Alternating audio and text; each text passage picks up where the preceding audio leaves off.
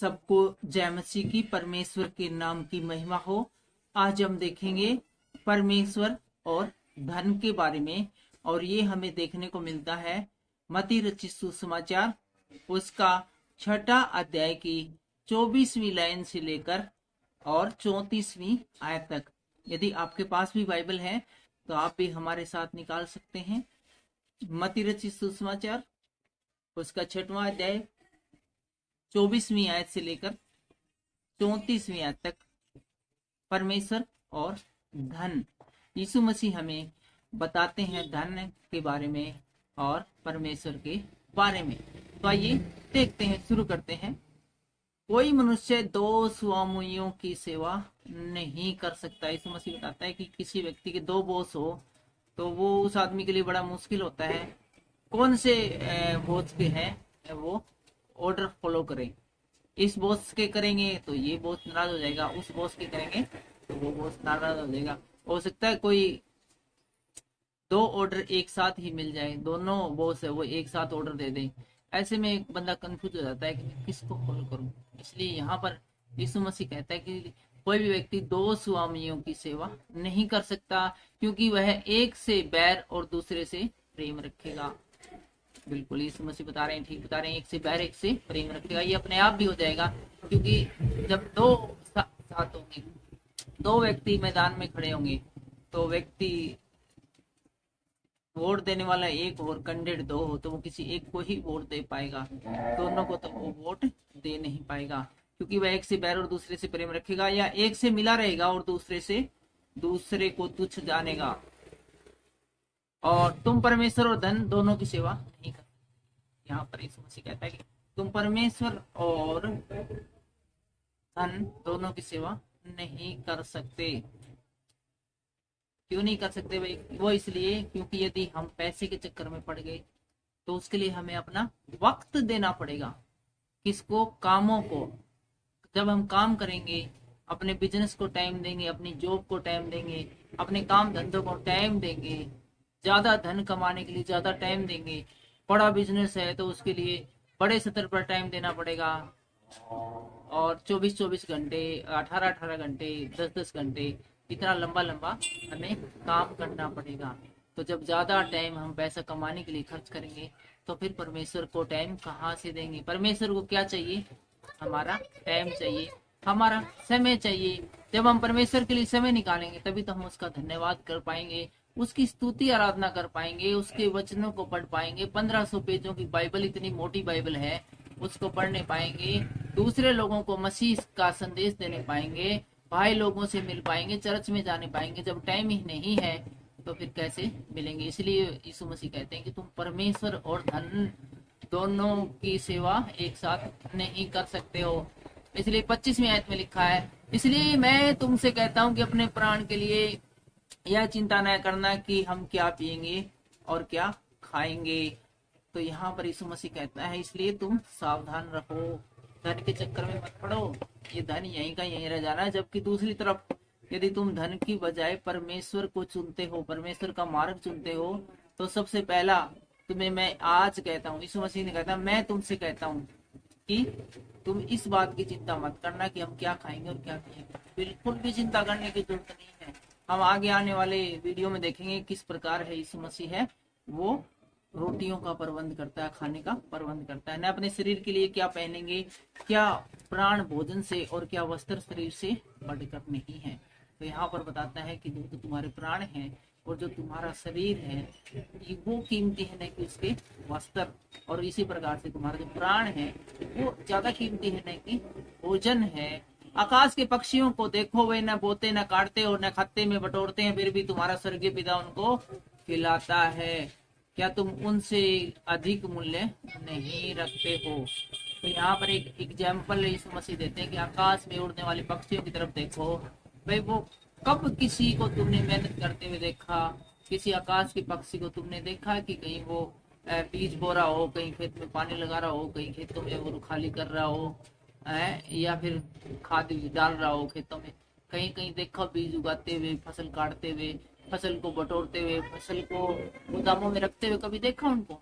नहीं देखा आपने। क्यों? क्योंकि उनको पिता परमेश्वर देता है, हर रोज देता है। इनको ही नहीं बल्कि जो समुद्र के अंदर जो बहुत सारे अरबों खरबों जो जीव जंतु भरे पड़े हैं उनको भी देता है।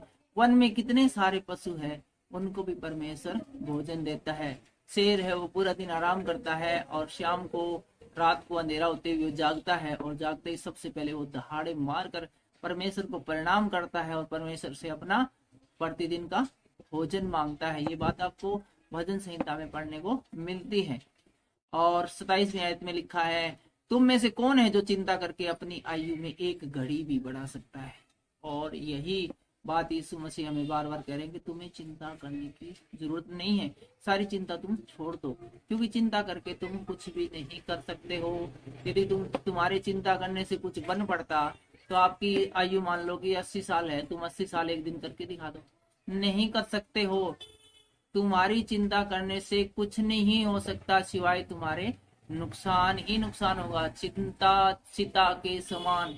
और यीशु मसीह कहना है कि जब तुम परमेश्वर के पास आ गए हो तो सबसे पहले अपनी सारी चिंताओं का जो भारी भार है तुम्हारे ऊपर जो लगा हुआ है उसको एक साइड लाइन कर दो। चिंता को तुम भूल जाओ, क्योंकि तुम परमेश्वर के साथ हो। जब कोई परमेश्वर के साथ हो तो उसे चिंता की क्या जरूरत है। परमेश्वर उसके सारे काम ऐसे चुटकियों में पूरे करता है। जरूरत है तो परमेश्वर के पीछे सही रीति से चलने की। चलिए 28वीं आयत देखते हैं। और वस्त्र के लिए क्यों चिंता करते हो।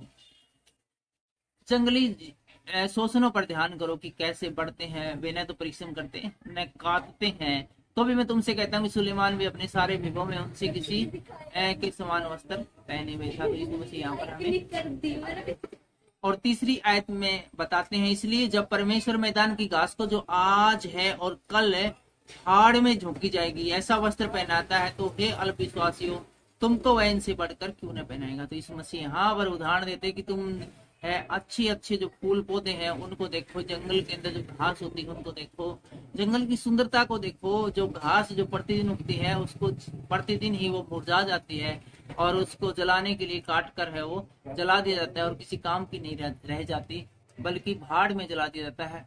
एक ऐसी घास जिसका कि इतना अच्छा बनाना परमेश्वर ने जरूरी समझा। राजा सुलेमान जो वस्त्र पहनने के बहुत तगड़ा शौकीन था, सबसे कीमती वस्त्र वही पहनता था, अलग अलग डिजाइनों में पहनता था, लेकिन राजा सुलेमान भी इतने अच्छे वस्त्र नहीं पहनता था जितने की ये जंगल की घास जो कि परमेश्वर उगाता है और उगाना जरूरी समझता है।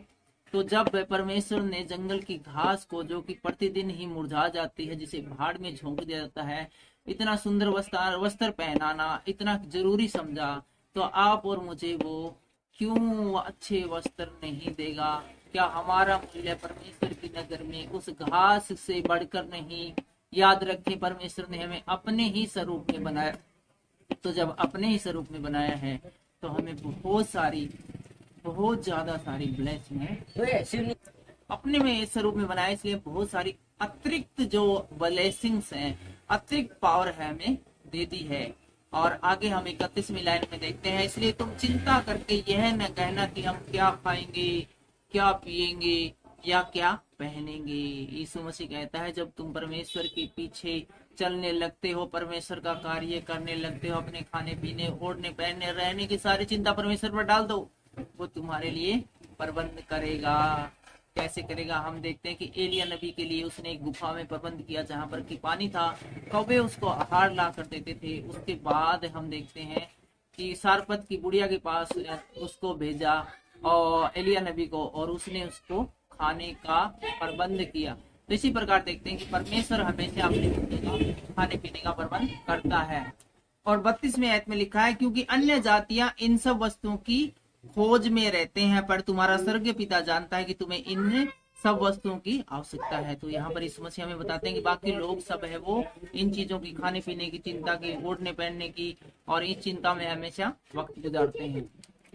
और आगे 33वीं आयत में इस प्रकार से लिखा है, इसलिए पहले तुम परमेश्वर के राज्य और उसके धर्म की खोज करो तो ये सब वस्तुएं तुम्हें मिल जाएगी। तो आगे हम बता रहे हैं कि यदि हम सही राह पर जो मार्ग बताया गया उसके ऊपर चलते हैं, और तो ये सारी चीजें जिनके लिए बाकी लोग है वो आम लोग है या आज लोग है मेहनत करते हैं दिन रात, वो मेहनत करने की जरूरत नहीं है, वो हमें एवं ही गिफ्ट के रूप में मिल जाएगी। वो उनकी रिस्पॉन्सिबिलिटी बन जाती है।